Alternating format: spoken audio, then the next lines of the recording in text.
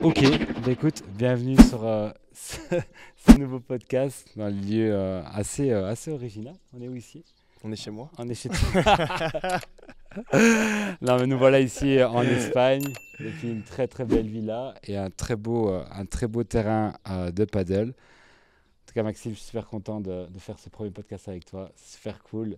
Et je pense que ça peut être intéressant d'abord que tu te présentes tranquille. Et puis, j'ai quelques sujets pour toi qui vont être très intéressants. Des Donc, sujets croustillants. des sujets croustillants. Restez vraiment bien jusqu'au bout. Bon, bonjour à tous en tout cas et merci pour l'invitation. Et je dois vous avouer qu'il m'a juste absolument rien dit. Il m'a juste dit qu'il allait me surprendre. Donc j'espère que ça va vous surprendre tout autant que ça me surprend moi et let's go. Donc en tout cas pour faire très simple, moi ça fait maintenant 7 ans que je suis dans le domaine de l'entrepreneuriat, spécialisé dans le marketing de réseau. J'ai commencé ma carrière et je fais ma carrière dans le marketing de réseau du coup depuis mes 18 ans. J'en ai aujourd'hui 26, donc c'est même ma 8e année. Et voilà, j'ai eu un passif de sportif de haut niveau dans le football. Donc c'est-à-dire que dès l'âge de 13 ans, j'ai quitté mon domicile pour pouvoir espérer devenir footballeur professionnel. Donc si je suis là dans ce magnifique lieu qui est un terrain de paddle, c'est qu'il y a quelque chose qui s'est pas passé comme prévu dans le programme.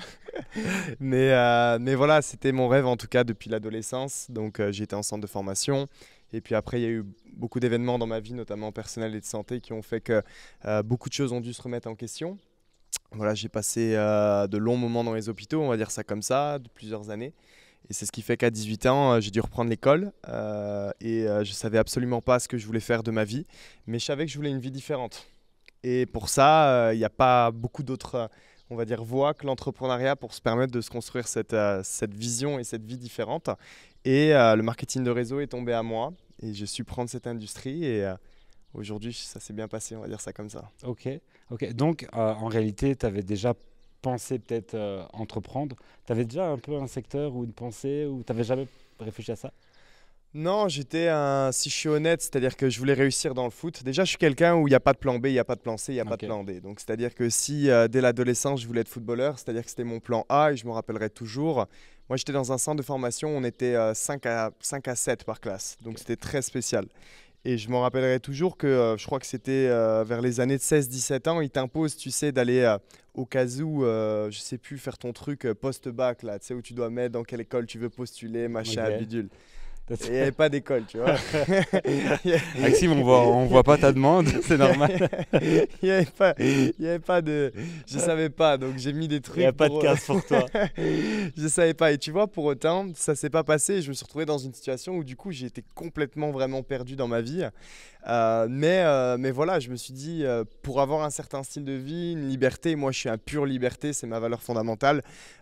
Qu'est-ce que j'ai en fait comme solution, tu vois, mis à part l'entrepreneuriat? Le truc, c'est que quand tu démarres, on va dire, ta vie active et qu'on te parle d'entrepreneuriat, tout de suite tu penses à gros capitaux à Ah, investir, il te faut l'idée du siècle. À l'époque, tu vois des Snapchat, des Insta, tu te dis putain, j'ai pas l'idée, donc qu'est-ce que je vais faire, tu vois. Et puis la vie est bien faite. Quelqu'un est venu vers moi, m'a dit écoute, j'ai une opportunité à te présenter, elle peut changer ta vie et quelques années plus tard, quelques euros plus tard, ça, ça, disons ça a ça comme changé, ça, ça a changé un peu ta vie, ça a changé un peu la vie. légèrement. Et quoi? Allez, parce qu'il y a toujours un peu ce stéréotype de j'ai l'activité, j'ai l'opportunité du siècle. Ça t'a pas Ouais. semblé bizarre à l'époque? Parce que tu sais, il y a beaucoup maintenant. Qu'est-ce que tu as ressenti quand le gars il est venu te dire voilà, j'ai une opportunité qui peut changer ta vie? C'est ces mots. Non, honnêtement, Tu l'as pas pris pour un. un vendeur de rêve. Ouais, t'as pris. Ouais, Ouais, moi, c'est cool si on vend du rêve, tu ok. vois. Je sais que les gens, ils ont du mal avec les Ouais, vendeurs de rêve parce exact. que vendre de rêve est tout de suite associé à quelque chose d'impossible. Simplement parce qu'on vit dans une société où on a réussi, on va dire, à catégoriser des mots dans certaines catégories qui Ouais, sont négatives alors que de base, le mot est positif. Je veux dire, rêve, bien sûr qu'on ouais, rêve. Je veux dire, quand on dort, on rêve. Et le but, normalement, des rêves, c'est d'être positif. Tu vois ok. ce que je veux te Ouais. dire? Et aujourd'hui, on a réussi dans la tête des gens par... Bref, je sais pas si on peut aller là-dessus Non, non, sur ce tu genre de peux, tu podcast. peux. Tu Mais peux à ici, je suis dans la conditionner les limite. gens sur le fait est que rêve égale négatif égale impossible et toute personne qui vend du rêve est soit un arnaqueur, un voleur ou quoi que ce soit. Moi, Ouais, c'est OK, vends-moi du rêve. Vous ouais, voyez ce que je veux vous dire? Vendez-moi du rêve, il n'y a aucun souci. Dès lors que vous m'expliquez, par contre, exactement qu'est-ce que je dois faire pour aller chercher ce rêve-là. ok. Tu vois? Et donc, moi, j'étais OK avec ça. Après, j'avais pas de pensée. opportunité du siècle, pas opportunité du siècle. Tu sais, j'avais tout perdu dans ma vie en réalité. J'étais désespéré, c'est les mots. Rien à Je perdre, revenais de quoi. dépression, tout. J'avais rien à perdre. Mm. Donc, donnez-moi juste quelque chose dans lequel je peux changer ma vie. Il y a du rêve, tant mieux. Je peux changer ma life. Let's go, tu vois. Ok. Et qu'est-ce qui t'a excité direct sur ce type de schéma, on va dire?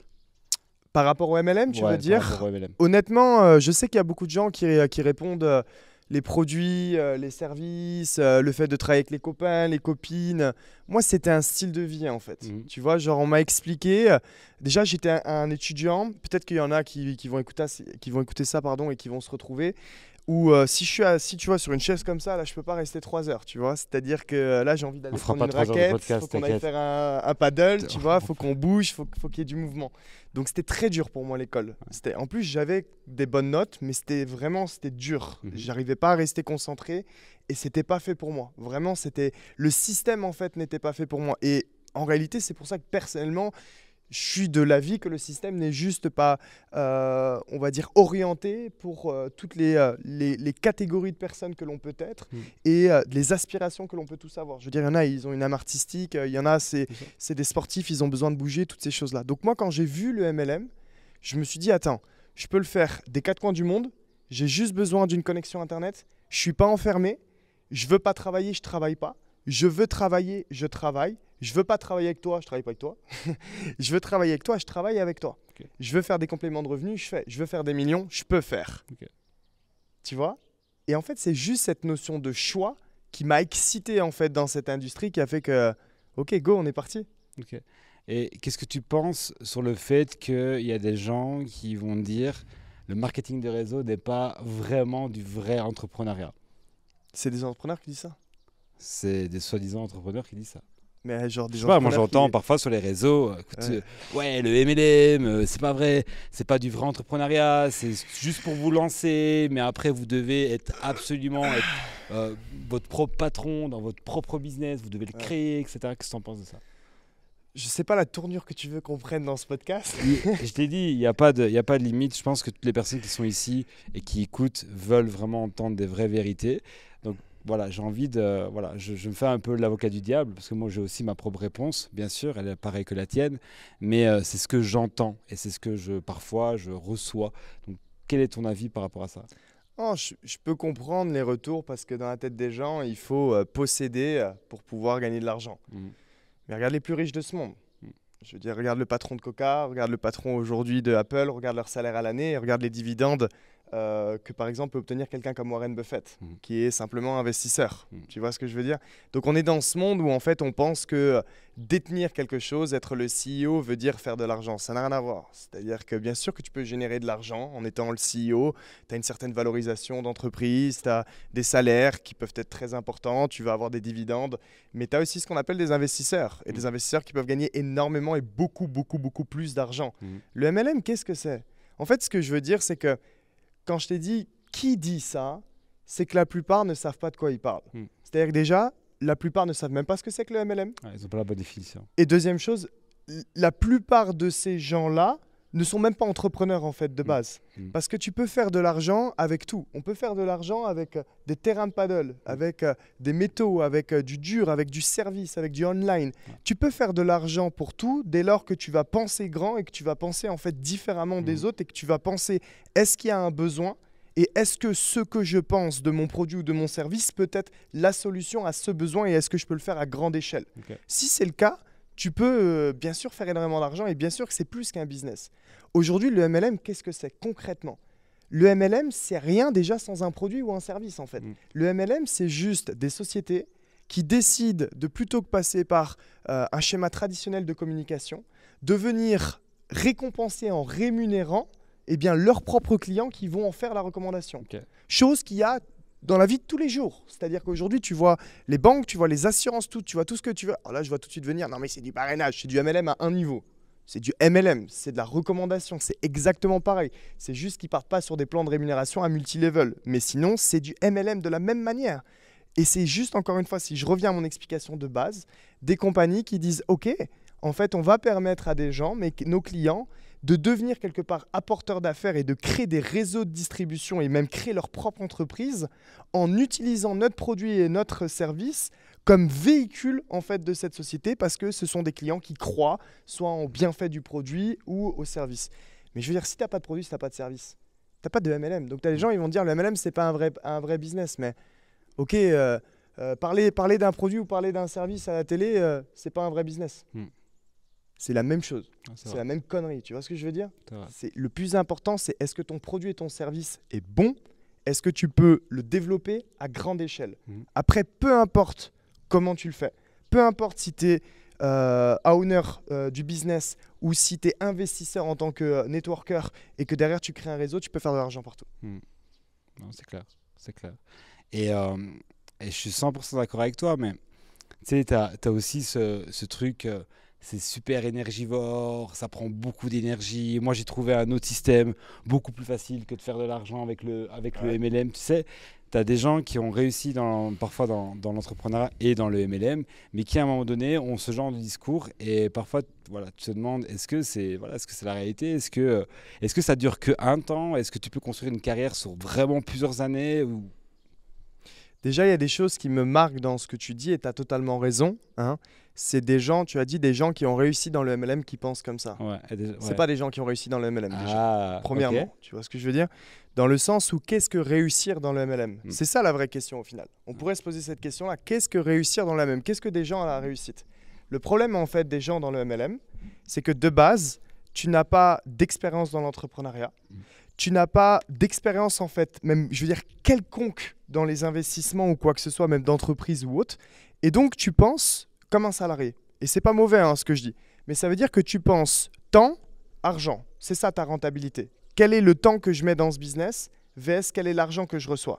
Alors que le MLM c'est de l'entrepreneuriat et c'est à l'inverse. C'est quelle est la valeur que tu vas donner à ton réseau, quel est l'impact que tu vas créer et comment tu vas être rémunéré.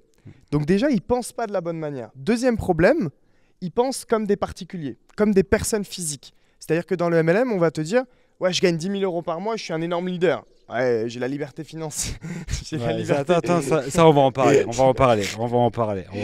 J'ai la liberté financière. Moi, je suis mort. J'ai la liberté financière, je gagne 10 000 par mois, tu vois. 10 000 € par mois, tu es à l'année, tu es à 120 000 € à l'année. Tu as des charges, même si tu crois que tu n'as pas de charges parce que tu penses comme un particulier, mais tu as un minimum de charges. Généralement, tu as pété, je pense, ton plafond en France d'auto-entrepreneur, donc tu dois monter une structure, donc tu vas avoir une comptabilité, tu vas avoir des charges qui vont venir. J'en sais rien, même si c'est un business énorme. Le MLM, c'est extraordinaire le potentiel en termes de bénéfices que tu peux choper. Donc même si tu bénéfices à 70-80%, ils font 80 000 €, tu vois ce que je veux dire, de bénéfices à l'année. C'est bien, déjà c'est une société rentable, tu vois. Mais est-ce que c'est une société qui a énormément de succès, une société qui fait 80 000 € à l'année, tu vois? Et c'est là où en fait il faut prendre les choses avec modestie, avec humilité et se dire, ces gens qui disent que c'est énergivore, ta question de base, ou que tu dépends des gens et autres, on parle de gens qui peut-être là ont des sociétés au final qui font 70-80 000 € de bénéfices à l'année. Ce qui est bien. On ne parle pas de sociétés qui font des millions à l'année. Tu vois? Donc venons interviewer, c'est pour ça que merci, tu vois, des gens qui font des millions à l'année dans l'industrie du marketing de réseau. Et la réalité, c'est que moi, je peux te donner la réponse. Pardon. Le MLM, c'est pas énergivore. C'est juste que si tu te concentres uniquement en fait à chaque fois à vouloir changer les gens et à vouloir t'efforcer à ce que les gens comprennent ce que toi tu as compris et à te penser à être un super-héros, tu vas perdre ton temps. Mais le MLM, c'est avant tout aussi des milliards de personnes que tu peux contacter parce que c'est le business à grande échelle. C'est ça. Et du coup, je reviens sur ce que tu parlais de liberté financière, etc. Moi, j'ai cette impression que tout le monde se dit avoir atteint la liberté financière. Pour toi, déjà, toi, tu l'as atteinte. Après, ça peut être intéressant que tu me donnes ta définition de la liberté financière. Et qu'est-ce que tu penses justement de toutes ces personnes qui prônent, entre guillemets, cette liberté financière, qu'on se fantasme que cette liberté financière est accessible très rapidement et on la veut tous. Et voilà, t'en penses quoi? C'est une très très bonne question que tu as et c'est pour ça que je ne vais pas te contredire sur ce que tu as dit parce que tu as dit tu as la liberté financière Mais donne-moi en fait ton avis et ta définition de la liberté financière. Parce que moi, je ne me considère pas être libre financièrement. Voilà, exact. Ça, c'est déjà la première des choses. Et pourtant, j'ai généré des millions et des millions et des millions dans l'industrie du marketing de réseau et même ailleurs, tu vois. Mais l'important au final, c'est en effet quelle est notre définition de la liberté financière. Pour beaucoup, la liberté financière, c'est avoir suffisamment de ressources financières ou de revenus en fait financiers et qui plus est passifs dans sa généralité, qui vont venir en fait couvrir nos charges fixes, nos charges variables, notre imposition et tout ce qui s'ensuit, et qui nous permet en fait de pouvoir quelque part vivre tous les mois de nos rentes, peu importe je veux dire les dépenses qu'on peut avoir et les revenus qu'on peut avoir, c'est automatisé, c'est simple, c'est résiduel, ça c'est créé, il y a de la valeur qui a été faite. Okay, donc ça c'est comme la plupart des gens pensent. Okay, et je suis partiellement d'accord avec ça. C'est-à-dire que je pense en effet que quand tu as des revenus qui te permettent de pouvoir combler toutes tes dépenses charges fixes et variables, tu es déjà bien. Mais si demain tu prends une mauvaise décision et tu plantes ta société sur une mauvaise décision, si tu prends une mauvaise décision par exemple en termes de trésorerie de société et tu plantes encore une fois ta société par rapport à ça, si à un moment donné tu t'associes à la mauvaise personne et tu fais des mauvais investissements, et que là, du coup, tes ressources financières ou même ton activité qui te générait un certain passif, quelque part a un coup dans l'aile et ne génère plus ce même revenu. Donc, ça ne couvre plus tes dépenses. Est-ce que tu es toujours libre financièrement ? Donc, en fait, moi, ma définition de la liberté financière, c'est qu'elle n'est pas liée qu'à l'aspect financier. Mais elle est liée à un aspect où tu dois toujours un minimum rester dans le game. Et c'est que tu vois, c'est ce qui fait que des multimillionnaires, les milliardaires restent toujours dans le game. Déjà parce qu'ils aiment ça, c'est en eux, mais parce que il faut toujours prendre les choses avec humilité et dire qu'en une seule mauvaise décision, tout peut changer. Donc je me considère comme ayant une très bonne situation financière, mais à tout moment, je peux perdre ce que j'ai. Et j'ai conscience en fait de ça. Même si, bien sûr, tu protèges ce que tu as, tu fais en sorte que tout ne soit pas corrélé ensemble. Mais tu peux et tu dois accepter le fait que tu puisses perdre ce que tu as. Donc tu dois toujours rester vigilant, toujours apprendre. Le monde change également, sans arrêt. Donc si tu es en mode, ok, je suis libre financièrement, j'ai plus rien à faire, parce que c'est ça que les gens pensent. Je vais sur une plage et je prends un cocktail, je le sirote et j'ai plus rien à faire. C'est ça qu'ils pensent. C'est ce que tu vois aussi. Oui, des réseaux, et des pseudo-mecs ou femmes qui ont la liberté financière. Ouais. Mais ok, prenons encore une fois leur exemple où ok, ils ferment les yeux. Le monde change, dans 2 ans ils se réveillent et le monde n'est plus du tout le même. Comment ils sont capables de prendre les bonnes décisions ? Impossible. Ils prennent une mauvaise décision, boum, ils peuvent tout perdre. Est-ce qu'ils étaient libres financièrement ? Non. Donc pour moi, tu vois, encore une fois, on peut avoir une très bonne situation financière, être très aisé, mais restons humbles. On peut perdre tout ce que l'on a à tout moment. Donc restons humbles, apprenons, développons notre business. Après, bien sûr, on peut prendre du temps pour soi, mais tu n'as pas la liberté financière en 1 an, 2 ans, 3 ans, 4 ans de business ou quoi que ce soit, tu vois. Mais quand tu le vois sur les réseaux, est-ce que tu n'as pas l'impression maintenant que justement ça, c'est un peu pour attraper le maximum de personnes et d'attirer le maximum de personnes ? C'est normal. Tu les vois tous libres financièrement sur les réseaux. Tu vois ce que je veux dire ? Mais c'est logique parce que malheureusement, c'est ce qui fait cliquer, c'est ce qui fait vendre. Est-ce que ça crée plus d'inspiration ou de la frustration ? Parce que quand tu vas voir un gamin de 18 ans qui va te dire ouais, je suis libre financièrement, qui vit par exemple à Dubaï, et voilà, qui a une carrière entre guillemets de 1 an, est-ce que ça fait rêver ou plutôt ça frustre les gens ? Je pense que ça, c'est plus... tiens, si vous avez un avis quelque part à nous donner, mettez-le en commentaire à la limite. Mais ce que je veux dire, c'est que ça dépend des gens dans le sens où, pour moi, c'est normal. Déjà, c'est ce qui fait cliquer malheureusement, c'est ce qui fait vendre dans un second temps. Mais surtout, la troisième chose, c'est que le monde évolue. Regarde, si on prend notre téléphone aujourd'hui, qu'est-ce qui se passe ? Le nouvel iPhone, on veut que les photos soient de meilleure qualité. Mais on veut surtout que ce soit plus rapide. C'est-à-dire qu'on veut pouvoir aller, je ne sais pas, sur telle ou telle chose de manière plus simple. Tu prends l'évolution de la 3G, la 4G, la 5G. C'est sans arrêt être dans la rapidité, la vitesse, sans arrêt. Toute cette innovation et cette technologie est faite pour gagner en productivité sans arrêt sur toutes les industries, mais aussi pour que les gens aient de moins en moins de choses à faire. C'est-à-dire qu'aujourd'hui, tu veux ouvrir ton garage, tu veux avoir une télécommande pour le faire, ou de ta voiture, tu peux le faire même à distance. Tout ce qui peut aider à la productivité, la vitesse et quelque part, malheureusement, la fainéantise, c'est ce qui va être amené en fait à être évolué et ce que les gens vont prendre. Donc ce que je veux te dire, c'est que cette nouvelle génération et tous les gens qui écoutent ça, ils ne peuvent pas être conditionnés dans une société où tout est pour la vitesse, et aller sur YouTube et regarder une vidéo de 4 heures pour obtenir les skills, par exemple, pour faire tel business. Jamais. Ils vont préférer aller cliquer sur la vidéo en 5 étapes, en 2 minutes 30 pour devenir riche et automatiser un business et faire 1 million. Ouais, c'est ça. C'est ça. Parce qu'ils sont conditionnés et manipulés malheureusement, tu vois. Et après, tu as des gens qui font leur business et leur marketing dessus, et il faut être honnête, tu vois. Ah, mais c'est un peu,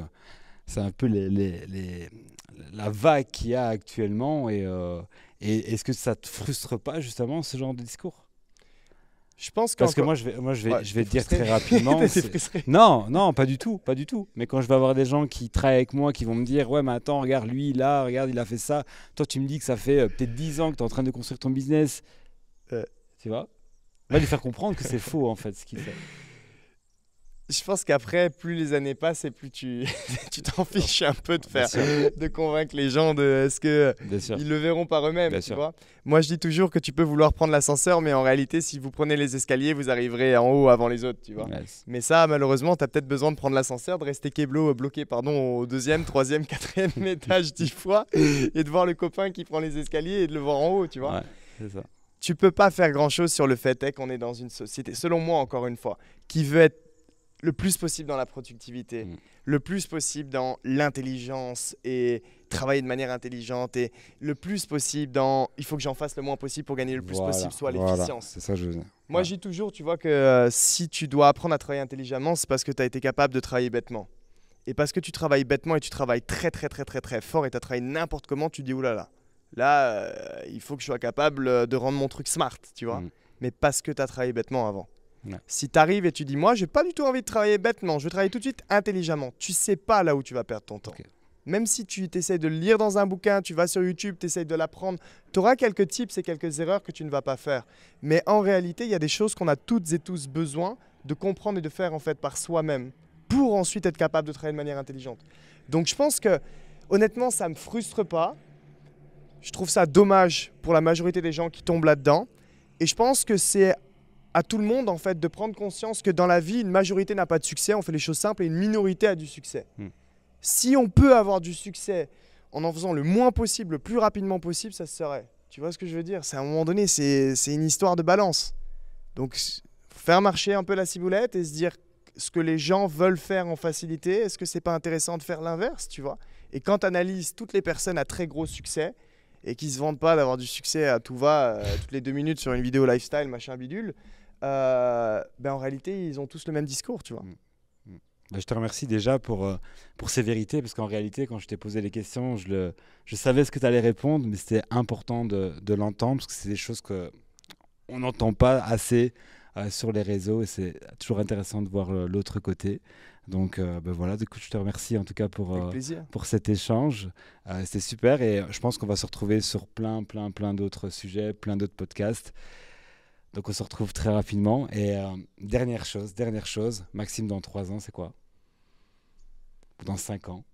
C'est avant tout le projet d'une énorme éducation financière à l'international pour apprendre déjà aux gens à gérer leur argent, une éducation aussi psychologique, financière, entrepreneuriale, pour apprendre aux gens justement ces bases de construire des choses solides sur le très long terme, et d'offrir bien sûr aux gens des opportunités pour aussi lever de l'argent et être capable en fait de ne pas être on va dire dépendant à un système qui veut les rendre dépendants, et être le plus indépendant possible, le plus à même de pouvoir prendre décision en toute connaissance de tout ce qui se passe en ce moment pour pouvoir leur permettre de changer et leur vie et la vie des gens. Ça, c'est ma mission.